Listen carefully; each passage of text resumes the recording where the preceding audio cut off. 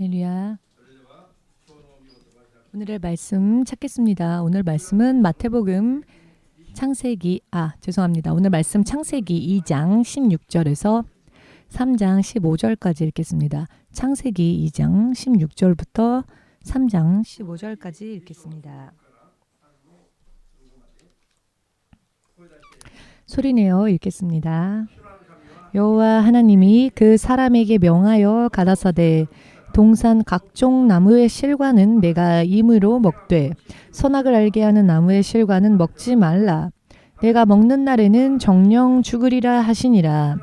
여호와 하나님이 가라사대 사람의 독처하는 것이 좋지 못하니 내가 그를 위하여 돕는 배필을 지으리라 하시니라. 여호와 하나님이 흙으로 각종 들짐승과 공중의 각종 새를 지으시고 아담이 어떻게 이름을 짓나 보시려고 그것들을 그에게로 이끌어 이르시니 아담이 각 생물을 일컫는 바가 곧 그 이름이라. 아담이 모든 육축과 공중의 새와 들의 모든 짐승에게 이름을 주니라. 아담이 돕는 배필이 없으므로 여호와 하나님이 아담을 깊이 잠들게 하시니 잠들매 그가 그 갈빗대 하나를 취하고 살로 대신 치우시고 여호와 하나님이 아담에게 취하신 그 갈빗대로 여자를 만드시고 그를 아담에게로 이끌어오시니 아담이 가로되 이는 내 뼈 중에 뼈요 살 중에 살이라. 이것을 남자에게서 취하였은즉 여자라 칭하리라 하니라. 이러므로 남자가 부모를 떠나 그 아내와 연합하여 둘이 한 몸을 이룰지로다. 아담과 그 아내 두 사람이 벌거벗었으나 부끄러워 아니하니라. 여호와 하나님의 지으신 들짐승 중에 뱀이 가장 간교하더라. 뱀이 여자에게 물어 가로되 하나님이 참으로 너희더러 동산 모든 나무의 실과를 먹지 말라 하시더냐. 여자가 뱀에게 말하되 동산 나무의 실과를 우리가 먹을 수 있으나 동산 중앙에 있는 나무의 실과는 하나님의 말씀에 너희는 먹지도 말고 만지지도 말라. 너희가 죽을까 하노라 하셨느니라. 뱀이 여자에게 이르되 너희가 결코 죽지 아니하리라. 너희가 그것을 먹는 날에는 너희 눈이 밝아 하나님과 같이 되어 선악을 알 줄을 하나님이 아심이니라. 여자가 그 나무를 본즉 먹음직도 하고 보암직도 하고 지혜롭게 할 만큼 탐스럽기도 한 나무인지라. 여자가 그 실과를 따 먹고 자기와 함께한 남편에게도 주매 그도 먹은지라. 이에 그들의 눈이 밝아 자기들의 몸이 벗은 줄을 알고 무화과나무 잎을 엮어 치마를 하였더라.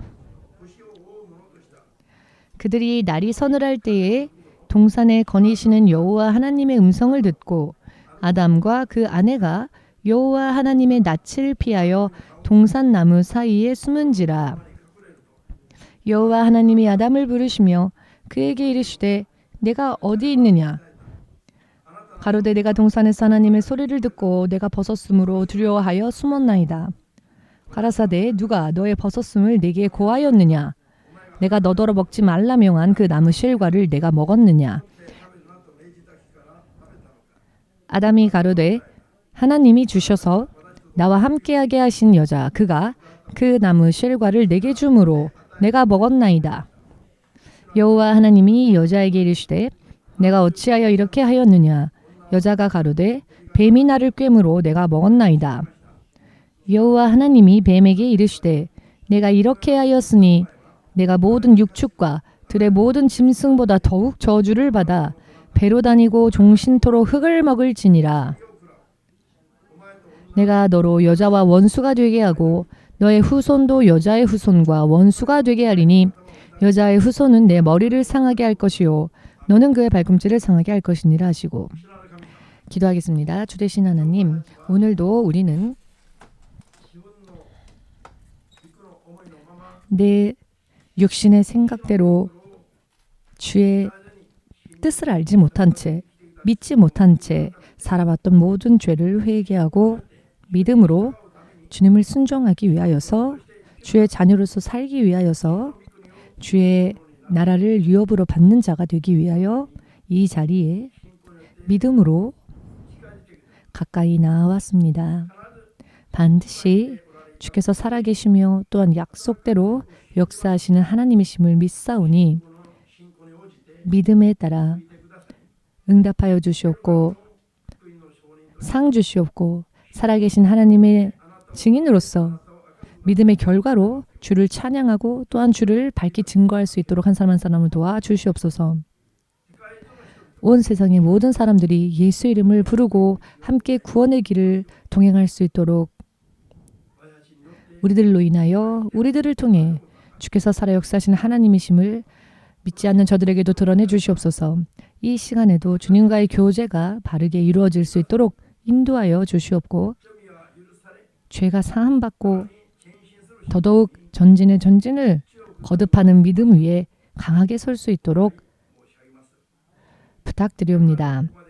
빈손으로 이 자리에 왔다 할지라도 이 예배를 통하여서 하나님의 자녀로서 합당한 믿음과 또한 약속되어진 모든 축복을 낱낱이 받는 시간 될 수 있도록 마지막까지 축복하여 주시옵소서. 예수님의 거룩하신 이름으로 기도합니다. 아멘.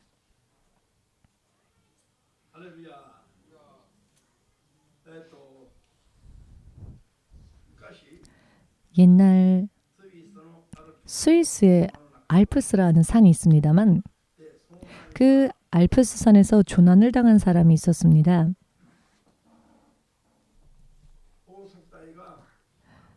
수색대가 이 조난당한 사람을 구하기 위하여서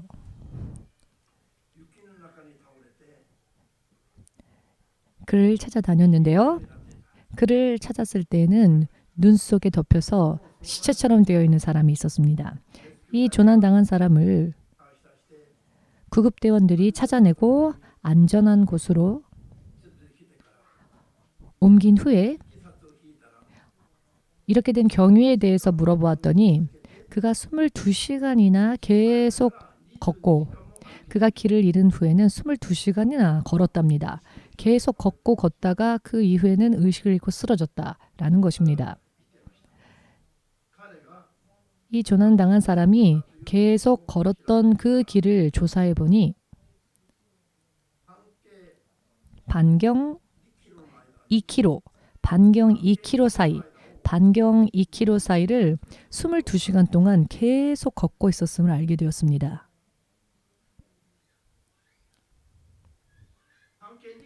반경 2km면은요. 한 시간 있으면 얼마든지 2km는 다 걸을 수 있는 그런 기간입니다. 그런데 22시간이나 걸어도 결과적으로 그 2km 안에서 전혀 다른 곳으로 빠져나가지 못한 채 오직 그 반경 2km 안을 힘이 빠질 때까지 탈진할 때까지 계속 돌고 돌다가 쓰러진 것이죠. 만일 구급대원들이 그를 발견하지 못했더라면 그는 눈 속에 덮여 동사하고 말았을 것입니다. 이와 같이 어이없는 결과가 된 것은 이 조난당한 사람이 게을렀기 때문이 아니죠. 그는 22시간이나 쉬지 않고 자지 않고 계속 걸었습니다. 그는 자기가 할 수 있는 힘을 다 짜내었습니다. 목숨이 위태로웠기 때문에 그는 힘써 온 힘을 다해 걸었습니다. 그렇지만 문제는 그가 길을 잃은 채로 걸었기 때문에 계속 방황할 수밖에 없었던 것입니다. 노력은 하였으나 그 노력이 그에게 있어서 도움이 되어주진 못했다는 것입니다. 만일 이 조난당한 사람이 바른 방향을 향해 지금 자기가 어디 있는지 좌표를 알아서 자신이 목표로 해야 할 마을 혹은 길이 혹은 방향이 어디인지를 알고 있었더라면은 그는 그 방향대로 계속 걸을 수 있었겠지요. 그리했다면 2-3시간도 걷지 않아서 무사히 집으로 귀가할 수도 있었을 것이며 혹은 사람들이 거하는 마을에 다다를 수 있었을 것입니다. 그렇지만 길을 잘못 접어든 상태로 계속 필사적으로 노력은 했지만 결과적으로는 길을 잃은 상태에서 걷기만 했을 뿐이었기에 아무런 결과를 내지 못한 채 쓰러질 수밖에 없었다는 것입니다. 사람의 인생은 이와 같이 바른 방향을 알지 못하면 바른 길을 알지 못하면 열심을 내고 애를 쓰고 몸부림을 쳐도 그 결과가 헛되고 허무해질 수 있습니다. 성경은 처음부터 사람의 인생이 어떠해야 하는지에 대해서 확실하게 가르쳐 주시는 말씀이지요. 사람의 인생의 방향, 그 방향을 가리키는 좌표와 같은 길잡이와 같은 힘이 말씀 안에 있습니다. 그리고 주님은 말씀을 통해 하나에서 10까지 전부 성경을 통해 우리가 가야 할 길에 대해서 알려주셨습니다. 오늘 우리가 읽은 창세기는 사실 안 읽어본 적이 없을 정도로 모든 사람들이 예수님을 믿었다면 한 번 이상은 읽었을 그런 말씀이지요. 창세기는요. 그런데 이 창세기를 보시면 인생의 비밀이 전부 이 겨우 한 페이지 정도의 문장 속에 사람의 인생의 비밀과 방향성이 사람이 어찌하여 실패하는 것이며 또한 어찌해야 성공할 수 있는지가 명확하게 기록되어져 있음을 알 수 있습니다. 그러나 사람들이 이 말씀을 음미하여 말씀을 이해하여서 이 말씀대로 순종하여 살려 하지 않기 때문에 지금조차도 아담 이후 온 인류의 역사 가운데에서 아담 이후 6천년이라는 시간이 흘렀지만 지금도 사람들은 계속 길을 찾지 못한 채 방황하는 것입니다. 그러나 사람들이 제 각각의 분야에서 열심히 일을 하고 있습니다. 잠이 들어있는 건 교회뿐입니다. 여러분 한밤중에 동경의 거리를 한번 걸어보십시오. 큰 건물이면 큰 건물일수록 불이 새벽이 될 때까지 꺼지지를 않습니다. 모두가 밤을 새며 야근을 하면서 열심히 일을 하고 있다는 증거이지요. 열심히 살지 않기 때문이 아니라 모두가 열심을 다해 살고 있습니다. 그러나 눈에 보이는 세상은 계속 번영을 거듭하여 번성하고 정말로 최근의 과학을 보면은 벌써 6개월이 지나면은 이미 낡은 것이 된다고 합니다. 얼마나 발전이 눈부시게 빨리 진행되는지 6개월만 지나면은 낡은 것이 된답니다. 이렇게 과학이 첨단을 달리며 발전을 하고 있지요. 그러나 그럼에도 불구하고 변함없이 눈에 보이는 것은 번성하고 있을지라도 인생 그 자체의 내면을 보면 계속 방황하고 헤매고 있는 상황입니다. 오늘 본문 말씀을 통한 설교 제목은 믿음의 행위와 인생의 루틴, 인생 유전. 여러분 인생은요. 기복이라는 것이 있습니다. 인생은 움직입니다. 그 움직임이 멈추지 않습니다. 계속 이어집니다. 이것을 6천년 동안 계속 사람들은 거듭 사람의 인생을 살면서도 올바른 길을 걷는 사람들이 방황하는 사람들보다 훨씬 적다는 것은 정말 우리가 슬피 탄식하지 않을 수 없는 이야기입니다. 오늘의 성경 본문 말씀을 보시면 하나님께서 사람과 처음으로 교류하셨던 모습에 대한 기록이지요. 하나님께서 세상과 사람을 지으시고 그 지으신 사람을 당신이 지으신 에덴이라 하는 세계에 두셨습니다. 그리고 하나님과 사람이 함께 거할 수 있도록 하셨습니다. 먼저 하나님께서 그 사람을 향해 말씀하시고 명령한 것이 있었는데요. 자, 이 말씀하신 것은 명령이라는 사실. 명령은 기본적으로 따라야만 하는 것이죠. 따라야만 할 계명입니다. 따라가지 않으면 불순종이 됩니다. 명령을 어긴 것이 되지요. 그러면 그것을 죄로 묻습니다. 즉 명령은 지켜야만 하는 것입니다. 하나님은 처음부터 사람에게 당신이 지은 그 존재에게 명령을 내리셨는데요. 명령을 통하여 사람이 무엇을 지켜야 할지에 대해서 알려주셨습니다. 하나님과 함께 할 수 있었던 하나님의 동산 에덴은 무엇이든 없는 게 없었죠. 먹고 싶은 것은 얼마든지 임의대로 자유롭게 취할 수 있는 곳이 에덴이었습니다. 얼마든지 먹고 싶은 것을 자유롭게 먹을 수 있도록 하나님은 먼저 사람에게서 필요한 모든 것을 준비하시고 사람에게 허락하셨습니다. 모든 것을 다 허락하셨습니다. 사람에게 불편함이 없도록, 사람에게 결핍되어지는 것이 없도록 모든 것을 다 만들어 주셨기 때문에 그들은 실오라기 하나 걸치지 않았지만 부끄러울 게 없었습니다. 완전한 상태에서 하나님은 사람을 두셨다는 것입니다. 그리고 아담과 이브가 부부가 벌거벗은 몸으로 있었지만은 벌거벗은 것에 대해서 부끄럽지 않아 했고 춥지도 않았고 덥지도 않았죠. 아담이 볼 때 그의 부인인 하와는 뼈 중에 뼈요 살 중에 살. 자기에게도 뼈가 있지만 자기가 가진 뼈보다도 훨씬 더 좋은 뼈. 우리가 주를 왕의 왕 주의 주라고 부르는 것처럼 나에게 뼈가 있지만 내 뼈 중에서 가장 좋은 내 뼈보다 더 좋은 뼈, 나에게도 살이 있지만 내 살보다 더 좋은 살, 이렇게 자기의 부인을 향해 자기보다 훨씬 더 귀중하고 자기보다 더 아름다운 존재로서 아담의 눈에는 하와의 모습이 그렇게 비쳤다는 것입니다. 오늘 자 결혼하신 분은 그 부인에게 1초만 그 부인을 지그시 한번 바라봐 주십시오. 1초. 부인이 그렇게 아름답게 보이십니까? 내 뼈 중에 뼈요 내 살 중에 살로 보이십니까? 와타이키 집사님이 아주 힘을 주고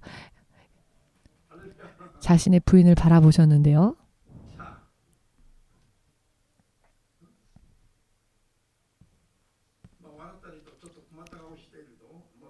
지금 이 이야기를 듣고 곤란한 사람도 있을 것이며 웃는 사람 제각기 있을 것이겠습니다마는 여러분 하나님은 모든 것을 사람에게 필요한 모든 것을 다 허용하셨는데 그런데 그 후에 단 하나의 계명을 명령으로서 사람에게 내리십니다.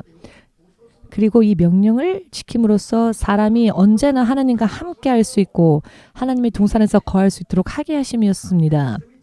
하나님 나라에서 그들이 살아도 월세를 낼 필요가 없고 임대료를 일행도 낼 필요가 없고 그 안에 있는 모든 것은 다 얼마든지 먹을 수 있고 뷔페처럼 먹어도 3,000엔 내지 않아도 됩니다. 여러분 뷔페집 가면은요 다 먹을 수 있다 하지만 시간 되면 내쫓기지 않습니까? 3,000엔에서 100엔만 모자라도 뷔페집은 여러분은 안 받아줄 겁니다. 피도 눈물도 없습니다. 인정사정 없습니다. 제가 일본에 와서 깜짝 놀라서 정말 인생이란 게 사람이란 게 세상이 이렇구나라는 거를 깨달은 적이 있었는데 그게 무엇이었는가 하면은 편의점에 가서 제가 물건을 샀습니다만 일행이 부족했습니다. 일행. 그리고 나머지는 만행짜리가 하나 있었습니다. 이 일행이 부족해서 이 일행을 내기 위해 만행을 내야 한다는 게 조금 그랬습니다. 그런데 점원이 봐주지를 않는 겁니다. 저의 생각은 일행 정도는 괜찮습니다 라고 해주면 좋을 것 같은데 일행 모자란데 일행 정도는 괜찮아요 해줬으면 좋겠는데 이 만행을 일행 때문에 내야 하는데 그 일행까지도 받으려고 계속 저를 쳐다보는 겁니다. 피도 눈물도 없구나. 인정사정 없구나. 사실은 상대방이 그 편의점 직원이 맞는 것이죠. 그런데 저는 혼자서 이런 생각 저런 생각하는 겁니다. 인정사정 없다. 피도 눈물도 없다. 그런 생각을 제 마음대로 하는 것이죠. 결과적으로는 만행을 냈습니다. 그랬더니 9,999엔을 되돌려주는 겁니다. 9,999엔 돌아왔습니다. 그렇지만 기분이요 아주 최악이었습니다. 사람이 사는 세상이 이런 건가? 일행조차에 온정도 없나? 지금까지는 그런 생각을 해본 적이 없었는데 그때 처음 그런 생각을 했습니다. 그리고 그 사건을 겪은 후 제가 조금 철이 든 것 같은 그런 생각을 한 적이 있었습니다. 지금도요. 아직도 1엔짜리를 사용하지 않습니까? 32년 전에 일본에 왔을 때에도 일행은 사용하고 있었지만 32년이 지난 지금도 일행을 씁니다. 지금도 일행 2엔짜리를 계속 끝까지 거래하는 걸 보면은 사람이 겨우 이런 것 하나 때문에 계산하고 계산하는 사람 인생이 참 한심하다 싶은 생각이 들 때가 있습니다. 사실 그런 거 상관없지 않습니까? 일행 정도야. 일행이 여기 있건 저기 있건 상관없을 것 같은데 여러분은 어떻게 생각하십니까?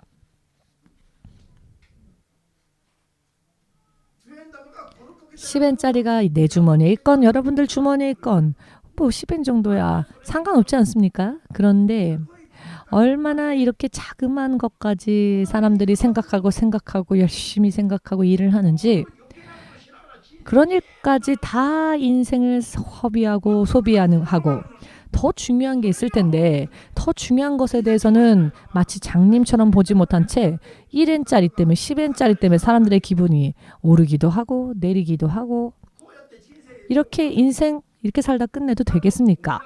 여러분 그런 생각 안 하십니까? 성경은요. 그런 허무한 부분들은 전부 다 배제해버리시고 정말 우리가 인생의 길에서 살아야 할 길이 무엇인지를 확실하게 하나에서 10까지 마치 그 척추와 같이 중심이 되는 그런 말씀을 알려주는 유일한 기록, 유일한 책입니다. 여러분 이 말씀을 성경을 절대로 신뢰하셔서 성경을 통해 인생을 하나에서 10까지 완벽하게 완성하고자 생각하시는 분이 계시다면 아멘으로 여러분들의 주님께 영광 돌리시기 바랍니다. 그런 의미에서 오늘 읽은 본문 말씀에 대해서 조금 찬찬히 함께 음미하고 생각하면서 정말 처음부터 하나님께서는 우리에게 비밀을 알려주셨는데요. 6,000년이 지나도 아직도 깨닫지 못하는 오늘날의 많은 사람들 정말 어떻게 보면 한심한 그와 같은 광경을 보며 우리들은 오히려 분개하고 교회를 개혁하고 혁명하고자 하는 소망으로 열심히 믿음 생활 잘 살아야 합니다. 여러분. 오늘 주께서 명령하신 것은 명령을 먼저 주시지 않았다는 겁니다. 먼저 우리를 괴롭게 하고 우리를 결박하고 우리를 아프게 하고 그런 명령을 먼저 우리에게 내리고 우리를 하나님의 마치 노예와 같이 삼으시려고 하는 그런 분이 아니셨다는 것에 대해서 우리들은 이해를 먼저 해야 합니다. 우리가 무슨 아무것도 하나님을 위해 한 게 없었죠. 우리가 하나님의 사람으로서 단 하나의 계명도 단 하나의 의무도 다 하지 않았었을 때에 하나님은 이미 모든 것을 완벽하게 사람을 위해 준비해 주셨다라는 것. 사람에게 있어서 결함이 없도록 결핍되어지는 부분이 없도록 다 준비해 주셨다는 겁니다. 이 부분에 대한 감사가 사람들은 잘 모르죠. 이 부분에 대한 만족을 사람들은 잘 못 느낍니다. 이것이 인생이 잘못 가게 된 원인 중에 하나입니다. 단 한 가지 이 모든 것을 하나님이 주신 이 모든 것을 잠시 전에 말씀드린 일행도 하나님은 안 받으셨죠. 우리에게. 하나님은 오직 아무런 대가 없이 모든 선한 것을 준비하시고 우리들에게 그저 대가 없이 주셨는데 그 대신 하나만 지키라 하셨습니다. 그 하나가 무엇이었습니까? 에덴 동산 가운데 있는 선악과만큼은 따먹지 말라. 선악과는 따먹지 말라라고 하셨습니다. 선악과를 따먹으면 너희는 정령 죽으리라 라고 하셨습니다. 그것도 여러분 이 명령이 하나님을 위한 명령이었습니까? 아니죠. 먹는 사람이 죽는 겁니다. 그러니 그렇게 하지 말라고 주의하시기 위해서 하나의 명령을 단 하나만 이것만은 지켜라. 이것을 너가 지키지 않는다면 너와 나의 관계가 끊어져 버린다. 너가 죽어버린다. 너의 영혼이 하나님의 사람으로서 이 하나님과의 관계에서 계속 있을 수 없다. 이 모든 것을 자유롭게 얼마든지 너가 누리기 위하여 바로 너를 위해서 너 자신을 위해서 이 모든 것을 언제까지나 누리고 하나님과의 관계에서 끊어지지 않기 위하여 하나의 계명만 지켜라. 그것은 무엇이냐? 선악과를 먹지 말라. 왜냐? 먹으면 죽으니까. 여러분 이 하나의 명령을 내리신 하나님이 잘못된 분이십니까? 또한 이 하나의 명령이 우리들에게 있어서 너무나도 천근만근과 같이 무거운 짐입니까? 여러분 성경의 말씀은 우리들을 무겁게 하는 말씀들이 아닙니다. 무거운 짐을 지게 하는 말씀이 아닙니다. 그 말씀이 어떠한 말씀이건 우리가 그 말씀을 하나 지키면 그 말씀을 하나 지킴으로 인해 주어지는 하나님의 은혜가 무한하게 임합니다. 아멘 되십니까? 여러분 1:1 무언가를 교환하는 것도 아닙니다. 물물 교환이 아닙니다. 하나를 지키면 하나를 주는 그런 관계가 아니며 하나님의 말씀 하나를 지키면 그 말씀 하나를 지킴으로 하나님이 우리에게 주시는 축복은 눌러 넘치는 것이며 더더군다나 영원토록 계속되어집니다. 여러분 먼저 이 부분을 우리가 확실하게 깨달아야 합니다. 신앙 경력 10년, 20년, 30년입니다 라고 하면서도 말씀을 지키는 것에 대하여서는 할 수만 있거든 한 발 뒤로 물러서려고 하는 기분이 사라지지 않는 이유는 오늘 읽은 가장 처음에 하나님께서 주신 이 말씀조차 이해하지 못하고 있다는 증거가 아닐 수 없습니다. 온 인류에게 처음 하나님께서 말씀해 주셨을 때 그 말씀조차도 가장 처음 주신 말씀조차도 이해하지 못한 채 그래도 믿는다고 하면서 10년, 20년, 30년 지났다면 문제가 있어도 크게 있는 것이죠. 초등학교에 입학하면 옛날에는요. 지금은 뭐 유치원, 초등학교 가기 전에도 여러 많은 학원들, 놀이방들이 있지요. 제가 한국의 시골에서 태어났기 때문에 그 당시만 해도 그런 것이 없었습니다. 초등학교 될 때까지 그냥 집에서 지냅니다. 얼마나 초등학교 입학하는 날을 손꼽아 기다리는 줄 아십니까? 아빠, 앞으로 몇 개월 있으면 학교 가요? 앞으로 며칠 있으면 학교 가요? 이렇게 기다렸었습니다. 초등학교 들어가기 전에 교육기관이 없었거든요. 그렇게 초등학교에 처음 입학했을 때 가장 먼저 배운 것을 지금도 잊어버리지 못합니다. 담임 선생님 만나면 인사를 잘해야 한다라는 것을 배워서 학교에 갔을 때 선생님 안녕하세요 하고 인사했습니다. 집에서 또 학교를 가기 전에도 먼저 부모님에게 잘 다녀오겠습니다 하고 인사해야 한다라는 것, 그리고 주머니에 손수건을 잘 접어서 핀으로 고정을 시켜둡니다. 처음에는 장식물인가 라고 생각했는데 그게 아니라 코에서 뭔가 흐르면 닦으라고 손수건을 앞 주머니 부분에 5핀으로 꽂았습니다. 제가 그 손수건을 한 번도 안 한 적이 없습니다. 단 한 번이라도 학교 갈 때 손수건을 5핀으로 고정하지 않으면 큰일 나는 줄 알았습니다. 그리고 부모님에게 인사하기 전까지는 학교 가면 안 된다고 생각했습니다. 선생님이 멀리서 보이면 멀리서도 안녕하세요 하고 인사를 하는 게 마치 로봇처럼 한 번 주입되면 주입된 것을 제가 어긴 기억이 없습니다. 그런 것을 지켰을 때 내 자신이 안심이 되어졌고 학교 안에서 자유를 누렸습니다. 그러나 무언가 규칙을 어겼다라는 생각이 들면 마음이 석연치 않죠. 내가 인사를 안 했는데 선생님이 나를 어떻게 생각할까 등등, 아니면 내가 인사했는데 선생님 못 보신 것 같은데 그럼 어떻게 되지 등등, 그런 마음이 편안치가 않습니다. 하라고 한 걸 하면은 마음이 편안한데 무언가 석연치 않은 부분들이 있을 때는 계속 그것이 신경이 쓰이지 않습니까? 어찌되고 상관없으십니까? 전혀 그런 기억이 없으셔서 잘 모르시는 분들도 계실 수 있겠습니다만은, 여러분, 하나님의 말씀은요, 지키면 그 말씀을 지킨 것이 그 사람의 인생을 영원히 평안하게 하며 또한 축복하여서 자연스레 두 손이 올라가고 주여 감사합니다라고 하나님의 이름과 그 역사심을 찬양하지 않을 수 없게끔 하시는 것이 바로 하나님의 말씀을 지킨 자에게 하나님이 약속해 주신 축복입니다. 아멘 되십니까? 그렇기 때문에 하나님의 말씀이 그 내용이 어떠하건 하나님의 말씀을 지키면은 한 가지를 지키면 무한한 것을 주십니다. 아멘. 그렇지만 왜 지금까지조차 하나님의 말씀을 낱낱이 지키고자 하는 믿음 생활이 기쁨으로 느껴지지 않는 것일까요? 어찌하여 지금까지조차 성경이 무언가 하얀 것으로 뒤덮여 있습니까? 너무나도 안 읽어서 먼지에 뒤덮여 있어서, 그래도 주일마다 털고 가져오는 사람들은 그래도 괜찮은 사람들입니다. 어떤 사람들은 아예 성경책을 들고 다니지도 않습니다.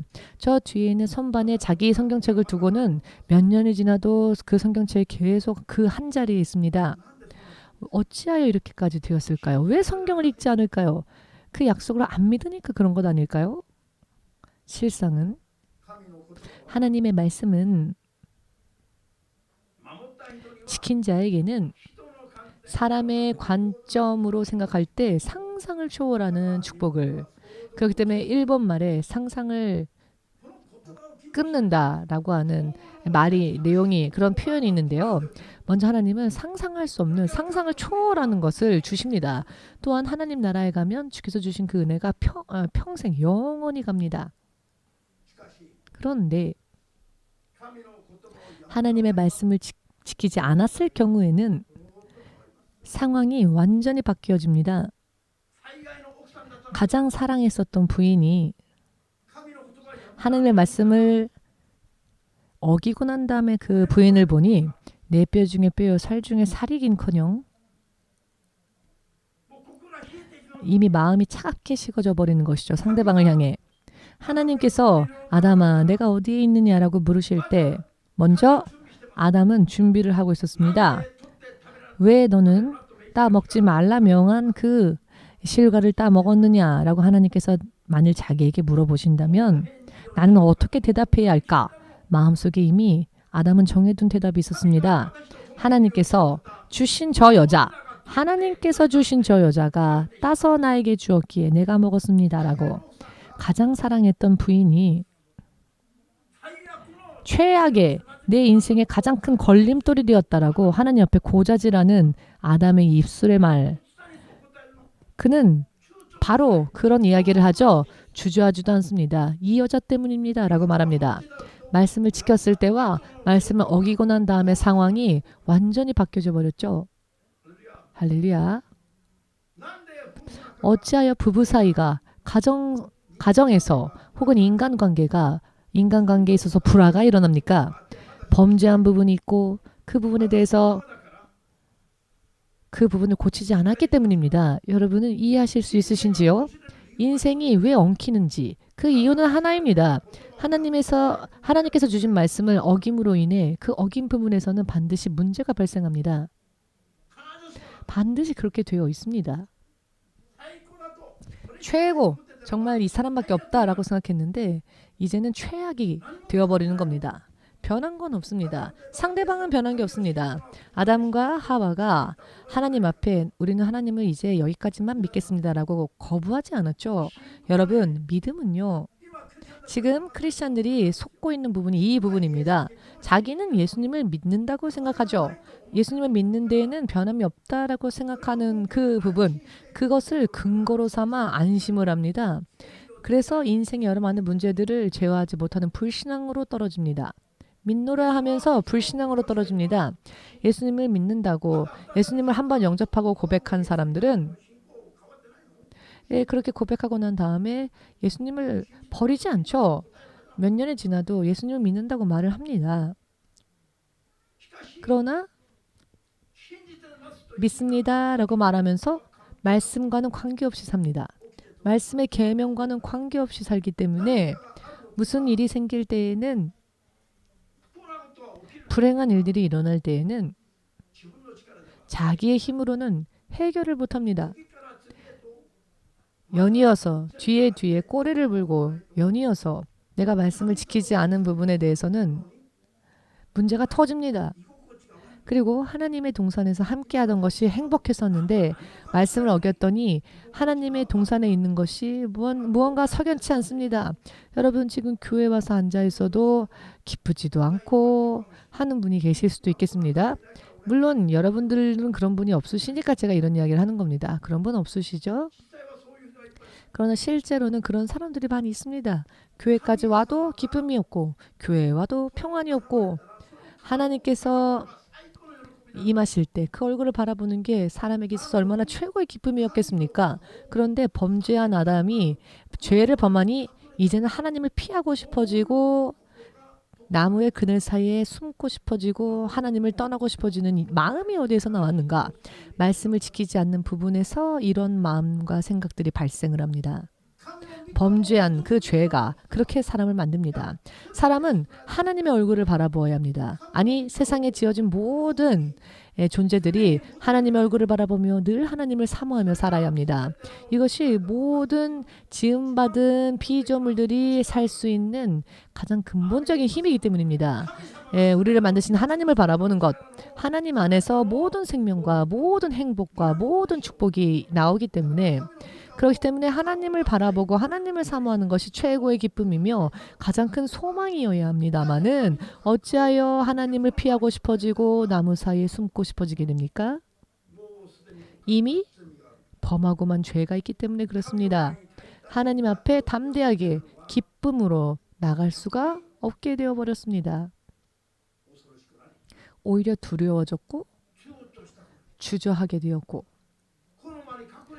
나무의 그늘 사이에 숨어 있을 때 오히려 숨어 있는 그 장소가 안심이 되어지는 이러한 기분으로 전락하고 만 것입니다. 이것이 얼마나 자기의 인생을 장님과 같이 만들고 언제 어떤 불행한 일이 터져도 이상하지 않을 정도의 환경으로 만들어버리는 어리석은 행위인가에 대해서 우리들은 확실하게 깨달음이 있어야 합니다. 아멘이십니까?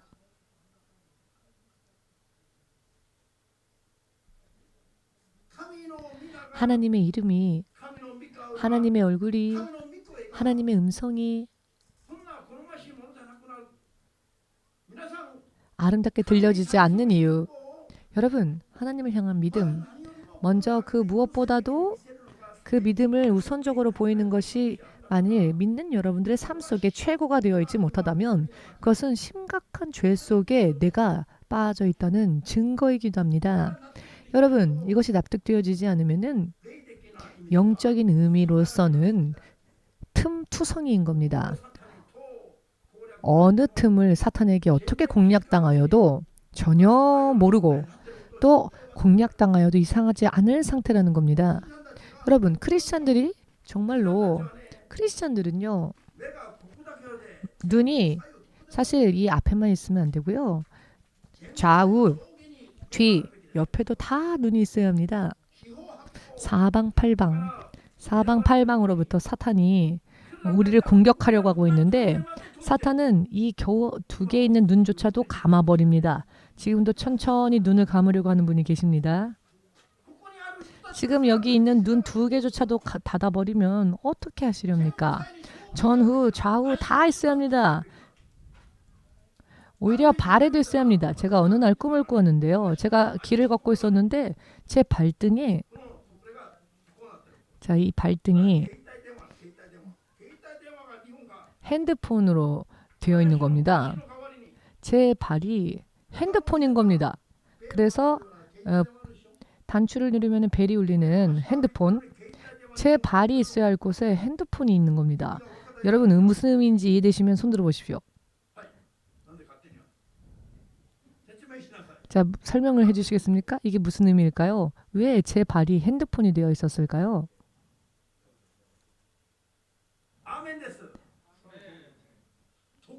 어디를 가건 하나님과 언제든지 전화할 수 있는, 즉 하나님과 언제든지 연결되어질 수 있는 그런 영적인 상태를 의미하는 꿈이었습니다. 여러분은 아멘 되십니까? 그런데 이것은 여호수아 1장 1절에서 9절까지의 하나님의 약속이시기도 합니다. 자, 그 약속의 말씀이 무엇입니까? 여호수아가 지도자가 되었을 때 하나님께서는 여호수아에게 이렇게 말씀하시고 명령하십니다. 너는 강하라, 담대하라. 너는 강하고 담대하라. 그리고 모세를 통하여 명령한 하나님의 말씀을 낱낱이 다 지켜 행하라. 그리하면 내가 어느 길을 가더라도 너는 흥할 것이다. 내가 어느 곳을 가더라도 주님이 너와 함께 하실 것이다. 이렇게 하나님과 늘 연합되어지는 상태에서 늘 하나님과 교제할 수 있는 상태에서 언제 기도해도 늘 응답받을 수 있는 상태가 되어 있다면 어느 곳을 가든 흥할 수 있는 겁니다. 하나님은 그 약속을 주셨습니다. 하나님의 뜻을 구하고 기도에 기도를 더하여 하나님으로 인해 사는 믿음이 되면은요. 이와 같이 여러분들이 어느 길을 가건 여러분이 어느 곳을 가건 여러분이 어느 땅을 밟건 하나님께서 계속 함께 하시고 여러분과 동행하신다는 겁니다. 언제든지 하나님과 연결되어지며 교류할 수 있다는 겁니다. 교제할 수 있다는 겁니다. 여러분들도 앞으로 믿음이 성장하여 성장하면 실제로 여러 많은 하나님과의 교류와 교제를 경험하실 수 있으실 텐데요. 하나님의 말씀과 계명을 지키는 삶과 같은 믿음을 소망하지 않으면은 그러나 약속은 있을지라도 실현되어지지 않습니다. 아멘 되십니까?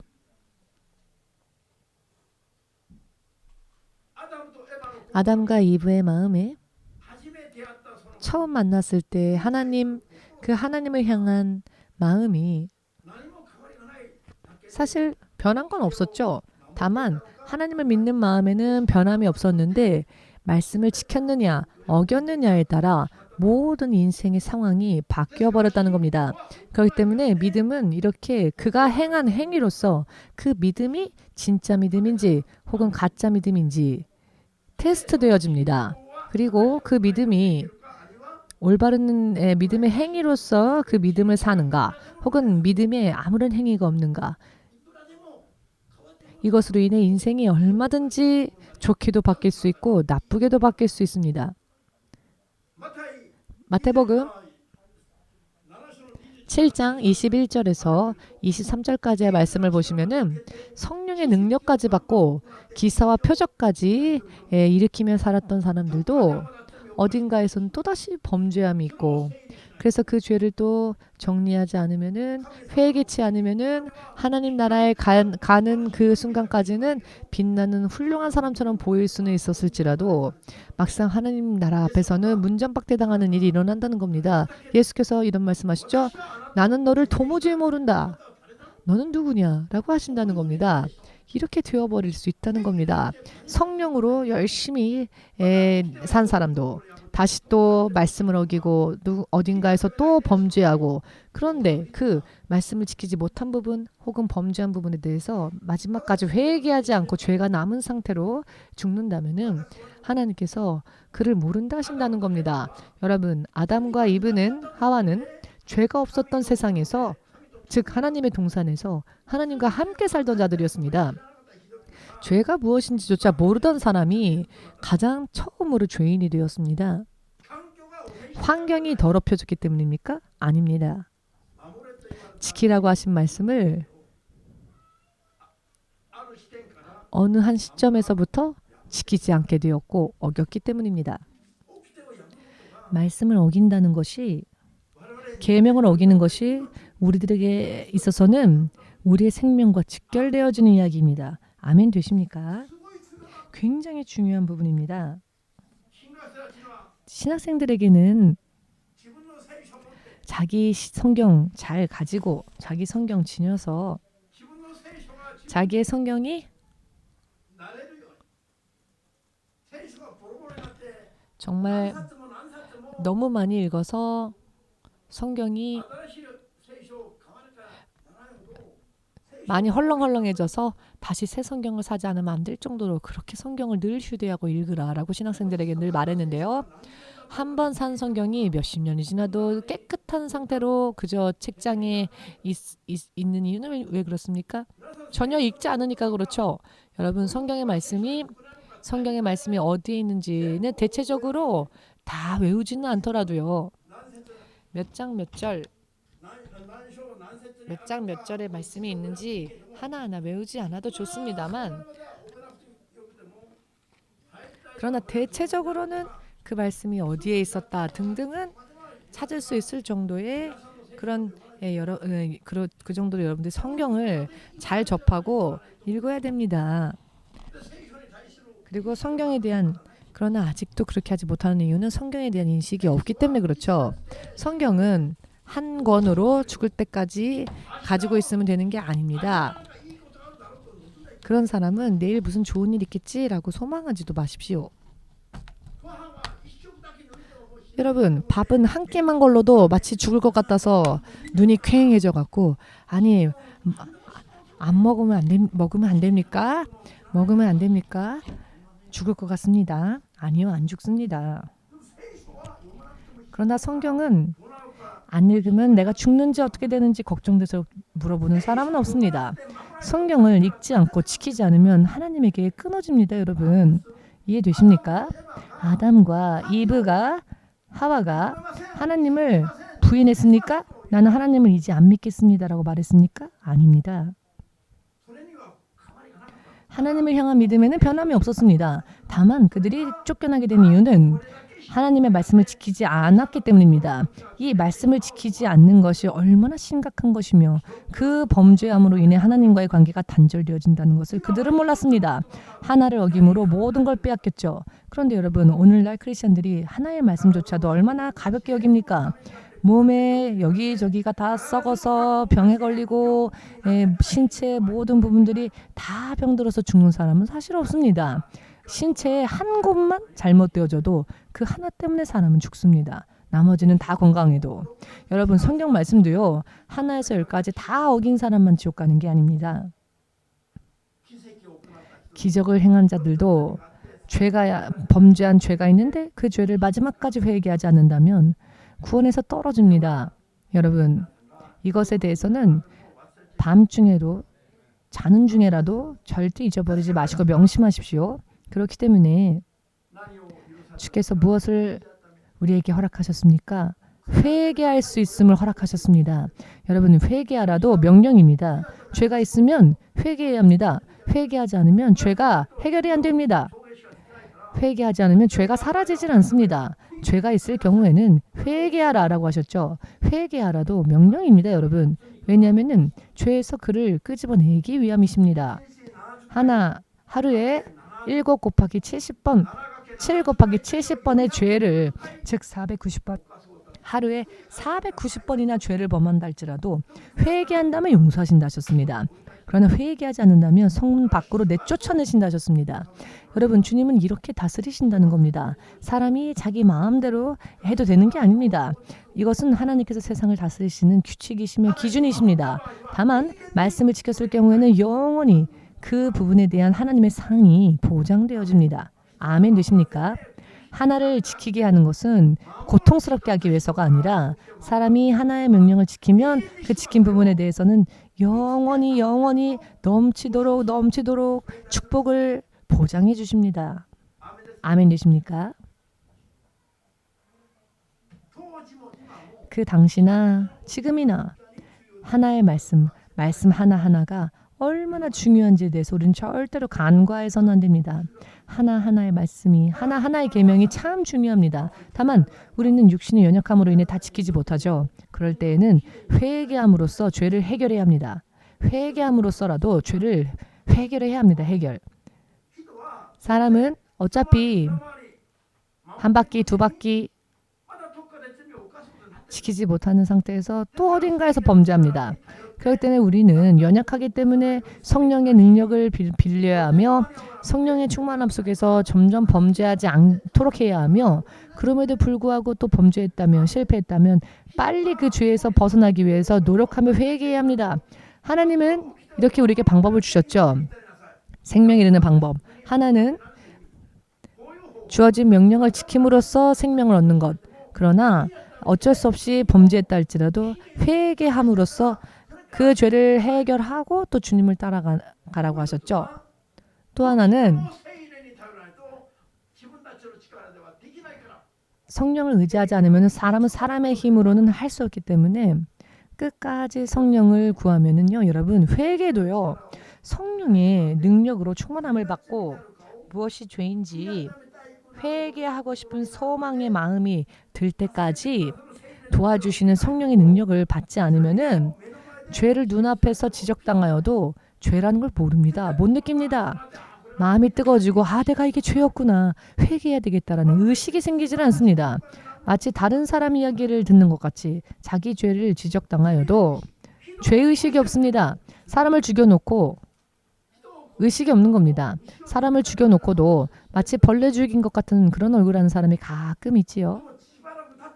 그러나 잠시 잠깐 시간이 흘러서 자신이 범한 죄에 대한 크기를 깨달으면 후회하는 자도 있습니다. 이와 마찬가지로 크리스찬들도 죄를 범했으면서도 마치 대수롭지 않은 것처럼 생각을 합니다. 성령에 의하지 않고 내 육신의 기분과 감정대로 행했기 때문에, 그럴 때에는 그런 기분과 감정을 했기 때문에 그게 뭐가 나빠? 라고 생각을 합니다. 그러니 성령을 받으면 어떻게 되느냐? 성령을 받으면은 내가 행한 그 일이 얼마나 큰 죄였는지를 알게 됩니다. 그리고 비로소 가슴을 치면서 회개가 되는 겁니다. 이것이 바로 성령의 능력입니다. 오직 성령만이 하실 수 있는, 성령만이 아시는 것은 진리에 대해서, 예수님에 대해서 아는 분, 그것이 바로 성령님의 일입니다. 세상은 영이며 생명이며 진리이신 예수님의 말씀을 이해할 수가 없습니다. 세상에는 그럴 능력이 없습니다. 그렇기 때문에 성령의 도움 없이 아무리 성경 읽어도 이해가 안 되며, 성령의 도우심이 없으면 죄라는 것을 누가 알려주어도 그게 죄인 줄 모릅니다. 어떤 사람은 회개하라고 하니까 그냥 회개하는데 죄의식이 없습니다. 그냥 로버트처럼 회개한다라고 말할 뿐이지 진심이 담겨있는 회개를 못합니다. 그냥 말로만 용서해달라고. 어떤 사람은 화난 얼굴로 용서해달라, 라고 이해할 수 없는, 납득할 수 없는 태도로 그런 말을 하는 사람도 있죠. 그러나 실제로 성령의 도우심이 임하면 자기가 범한 죄의 크기를 알게 됩니다. 아, 내가 이 죄를 범함으로 예수님의 십자가에 내가 못을 박았구나. 예수님의 가슴에 내가 못을 박았구나. 예수님을 죽인 자는 다름 아닌 자기 자신이다. 자기가 범한 죄가 예수님의 십자가에 못 박았다. 이렇게 깨닫게 되는 겁니다. 그리하여 성령의 도우심과 능력으로 인하여 죄가 죄라는 것을 알게 되면 눈물이 하염없이 흐릅니다. 수건이 필요 없습니다. 어차피 닦아봤자 계속 흐르니까요. 예수님을 믿고 난 뒤에 몇 시간이고 흐르는 눈물을 멈출 수가 없어서 몇 시간이고 울면서 정말로 죄를 회개한 적이 없는 사람은 아직 예수님께 온전히 돌아오지 못한 사람입니다. 아직도 한 발짝 예수님과의 관계에 있어서 거리가 있는 사람입니다. 아직도 온전하지 못한 부분이 있는 사람입니다. 여러분, 옆에 있는 사람, 자, 한 대 옆 사람이 나를 쳤다 합시다. 그러면 얼마나 분합니까? 그리고 슬프죠. 섭섭하고요. 그런데 나를 때려놓고는 죽을 때까지 미안하다고 말하지 않는 사람 보면 얼마나 뻔뻔하게 느껴집니까? 여러분, 설교 끝나고 난 다음에 한번 이해 안 된다 하시는 분은 저에게 와보십시오. 제가 한 방 날려드리겠습니다. 자, 여러분, 영문도 없이 까닭 없이 한 대 맞으면 어떻게 되겠습니까? 더더군다나 때린 사람이 전혀 미안한 기색이 없습니다. 자, 무슨 의미인지 제가 말씀드리는 의미를 이해하시겠습니까? 우리는요, 예수님을 십자가에 못 박은 죄인들입니다. 그렇지 않습니까? 예수님을 십자가에 못 박은 게 로마 병정입니까? 아니면 우리들입니까? 우리가 죄 속에서 잉태되어 죄 속에서 태어난 우리가 예수님을 십자가에 못 박았습니까? 혹은 예수님을 로마 병정들이 못 박았습니까? 어느 쪽입니까? 예수 그리스도를 십자가에 못 박은 것은 우리 한 사람 한 사람입니다. 우리의 죄가 예수님이 십자가를 지시지 않으면 안 되게 된 것입니다. 나면서부터 우리들은 죄 속에서 태어났습니다. 나면서부터 죄 속에서 태어났습니다. 아담의 후손으로 태어난 사람으로 태어난 우리는 나면서부터 죄인이며 우리의 죄가 예수님을 십자가에 못 박았습니다. 예수님은 바로 이 죄 때문에 십자가에 매달리셨고 우리를 대속하셨고 우리를 하나님의 자녀로 되돌릴 수 있는 길을 열어주셨습니다. 그렇죠? 만약 이 사건이 없었더라면 예수께서 이 세상에 왜 오셔서 왜 십자가에 고통을 당하십니까? 그러나 예수님을 십자가에 못 박은 죄를 지금도 계속 되풀이 행하면서 전혀 죄의식이 없다고 한다면은 하나님의 자녀로서 우리가 이거는 아무리 생각해도 실격자입니다. 예수님을 믿는다는 것은 아무것도 하지 않고 그냥 천국을 받는다라는 게 아닙니다. 나도 죄에서 벗어나서 나도 예수님을 따라가는 거듭난 삶, 하나님의 자녀로서의 삶을 우리가 믿음으로 소망해야 합니다. 그리고 그것이 예수님을 믿는 것이 됩니다. 그 길이 예수님을 믿는 길이 됩니다. 아담과 이브에게 명령하신 하나의 계명 대신 지금의 우리들은 더 많은 계명들을 지키지 않으면 안 되게 되었죠. 하나를 어겼더니 그 다음에는 구약의 율법은 613개 있다고 합니다. 하나를 어겼더니 613개의 율법을 지키라는 명령을 받게 됩니다. 지금은 예수님은 우리에게 무엇이라 하셨습니까? 신약시대에서는 마음의 죄까지도 묻는다 하셨습니다. 여러분, 마음의 죄를 헤아릴 수 있습니까? 마음의 죄까지 취급한다면 헤아릴 수 없을 정도로 많은 죄를 우리들은 범하고 삽니다. 물론 케이스 바이 케이스로 사람이 하루하루 살면서 그 범하는 죄가 도대체 얼마나 될지 누가 가늠할 수 있겠습니까? 그렇지만 그런 부분에 대한 죄의식이 없다고 한다면은 아직 하나님과의 관계가 완전히 바르게 정립되어지지 못한 상태를 알 수 있습니다.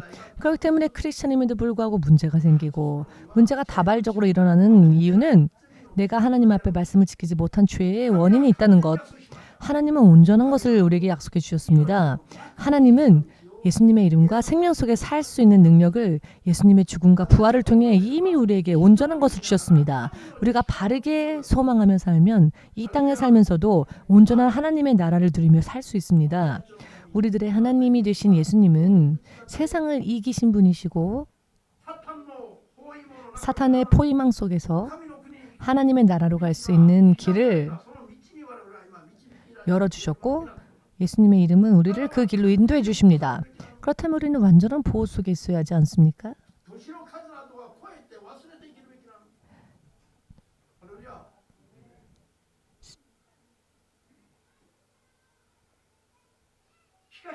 그러나 어찌하여 크리스천들이 지금도 허덕이며 왜 헐떡이며 왜 문제를 끌어안고 불신자들과 똑같은 고통을 받고 아니 불신자들보다 더한 고통을 받으며 허덕이는가? 그것은 하나님께서 원하시는 믿는 자의 레벨이 되어 있지 못하기 때문입니다. 회개하며 말씀을 지키며 순종하며 하나님께서 인정하시는 그 믿음 속에 우리가 설 수 있다면 지금까지 나를 괴롭게 했던 것은 마치 거짓말처럼 사라질 겁니다. 기도 생활 하시는 분은 알 겁니다. 정말 죽을 것 같은 옴짝달싹 할 수 없는 문제가 터졌을 때에도 철저하게 죄를 회개하고 하나님의 약속과 하나님의 능력을 구하면은요. 어느 한순간 거짓말처럼 아니 지금까지 나를 괴롭혔던 그게 무엇이었지? 라고 할 정도로 너무나 불가사의하게도 자기가 한 거는 회개와 기도밖에 없는데 병원에서 무언가 처치를 한 것도 아닌데 왜 더 건강해지고 왜 더 좋아지고 여러분 예수께서 십자가에서 부활하신 것은 만민을 위해서였습니다. 그러나 그렇다면은 모든 만민이 다 저절로 구원받습니까? 저절로 다 구원받습니까? 그렇지는 않지요. 죄를 회개하여 예수님을 인정하고 영접한 자만이 그리고 예수님을 따라가는 자만이 구원에 이릅니다. 아멘 되십니까? 그렇기 때문에 예수님을 믿습니다 라고 고백했다 할지라도 믿노라 고백하여 입신하고 영접했다 할지라도 그 다음의 삶에서 그 다음에 삶 속에서 예수님을 따라가며 순종했느냐 어떻게 살았느냐에 따라 말씀이 실현되어지는 삶을 사는 자도 있는가 하면 전혀 말씀이 이루어지지 않는 불신자와 똑같은 레벨의 삶을 사는 자들도 있습니다. 그 이유는 죄에서 벗어나 말씀 속으로 들어가지 못했기 때문이며 약속 속에 들어가지 못했기 때문입니다. 그렇기 때문에 진리를 알게 되면 여러분 예수님이 진리가 너희를 자유케 할지라 라고 말씀하지 않으셨습니까? 이 말씀은 스스로 자발적으로 최선을 다하여 노력할 진리를 알면 노력하게 됩니다. 어떻게 사는 것이 나에게 가장 유익하며 어떻게 사는 것이 최고의 길인지가 알게 되면은요. 진리를 알게 되면 정말로 진리가 우리를 자유롭게 합니다. 자발적으로 노력하게 됩니다. 여러분, 부모, 형제, 내가 태어난 고향, 조국을 다 버리고 예수님 말씀 단 하나의 명령에 순종하기 위하여 어디라도 가겠습니다라고 생각하는 사람이 있다면 아멘으로 주님께 영광 돌리시기 바랍니다.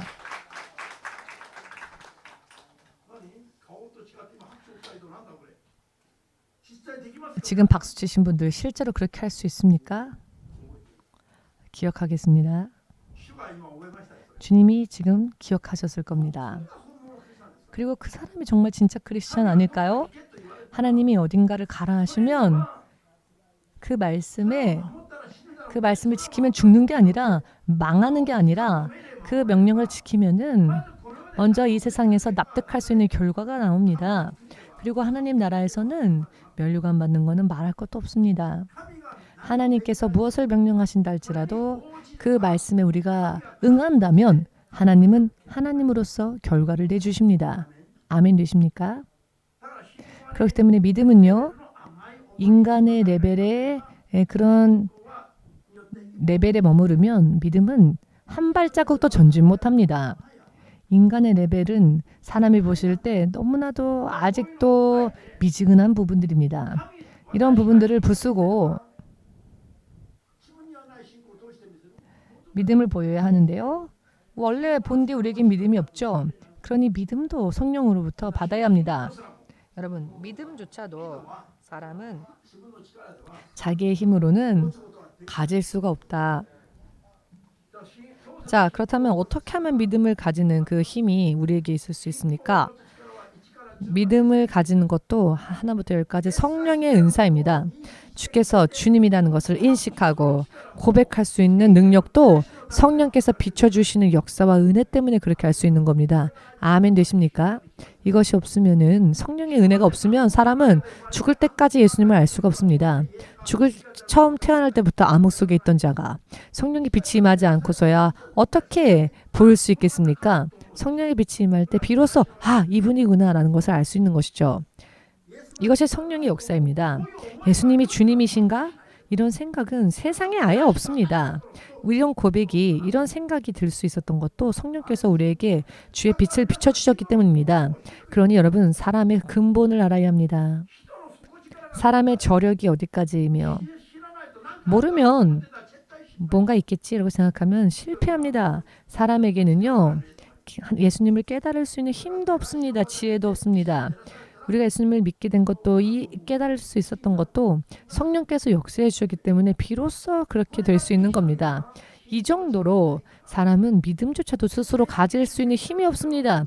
그러니 철저하게 성령의 능력을 빌리고 성령의 능력을 받아서 성령의 능력을 도움받아 성령의 충만함을 받고 소망할 때에 알게 됩니다. 그렇게 되면 자발적으로 자신이 하게 됩니다. 그러나 그런 게 없으면은 할 수만 있거든 말씀을 지키고 싶지 않고 할 수만 있거든 말씀에서 떠나서 자기가 살고 싶은 대로 살고 싶어지는 겁니다. 그러나 말씀대로 살지 않으면 주에서 점점 주로부터 멀리 떨어지는 뿐입니다. 말씀은요, 지키면 지킬수록 나에게 유익합니다. 그렇기 때문에 이와 같은 진리를 깨닫는 사람들은 스스로 자발적으로 믿음의 삶을 열심히 삽니다.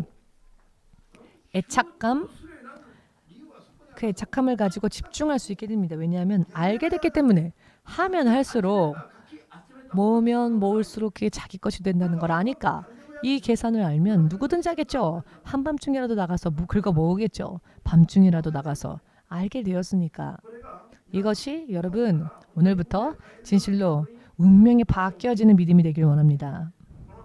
그렇게 되기 위해서는 철저하게 성령을 구하며 소망하며 성령의 능력으로 하나님 말씀을 낱낱이 지킬 수 있도록 구해야 합니다. 노력해야 합니다. 여러분 자기 전에도 예를 들어 성경 한 페이지 정도는 읽고 자십시오. 얼마나 졸립니까? 왜냐면은요, 읽으면 나에게 유익하기 때문에 사탄이 졸리게 만들고 방해를 합니다.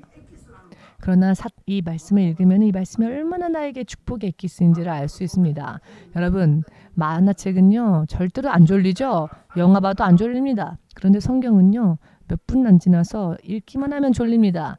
이것도 느껴야 합니다. 사탄이 내가 말씀을 읽고 지키는 것을 방해하고 있구나. 눈에 보이지는 않으나 사탄이 이렇게 가까운 곳에서 나를 방해하고 역사하는구나라는 것에 대해서도 여러분이 영적인 것에 대해서도 아셔야 합니다. 여러분 성경을요 자기 전에 1시간이라도 읽으신 사람은 대단한 영적 힘을 가진 사람들입니다. 왜냐하면 방해하는 세력을 물리칠 수 있으니까 계속 말씀을 읽을 수 있는 겁니다. 그렇지 못하면 30분도 못 읽습니다. 성경은. 오늘부터 한번 도전해 보십시오. 성경을 읽으면서 이 말씀을 내가 지키지 못했구나 하는 그런 말씀이 있다면 회개하고 그 말씀을 지킬 수 있도록 성령께 구하고, 그리고 또 이해되지 않는 부분이 말씀이 있다면 이 말씀을 이해할 수 있게 도와주십시오 하고 성령께 구하고 기도하고 하십시오. 그러면은 역사하던 귀신들, 악한 영들이 떠나가는 게 보일 겁니다.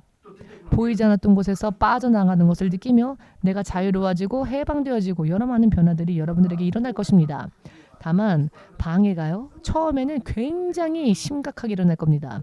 갑자기 전화가 걸려온다든지 갑자기 싸움을 걸어오는 사람이 있다든지 졸리다든지. 믿음에 사람이 먼저 우리가 소망해야 할 원점으로 오늘부터 다시 돌아서서 이 말씀의 명령이 아담과 이브가 아닌 바로 나를 향해 주신 말씀이라는 것을 인정하시고 하나에서 10까지 다시 새롭게 서시고 만드시고 세우셔서 영원히 하나님 나라에 들어갈 수 있으시기를, 그리고 두 번 다시 이 믿음의 길에서 벗어나거나 떨어지는 일이 없으시기를 주의 이름으로 축복합니다. 우리 예수님 이름 부르고 함께 기도하겠습니다.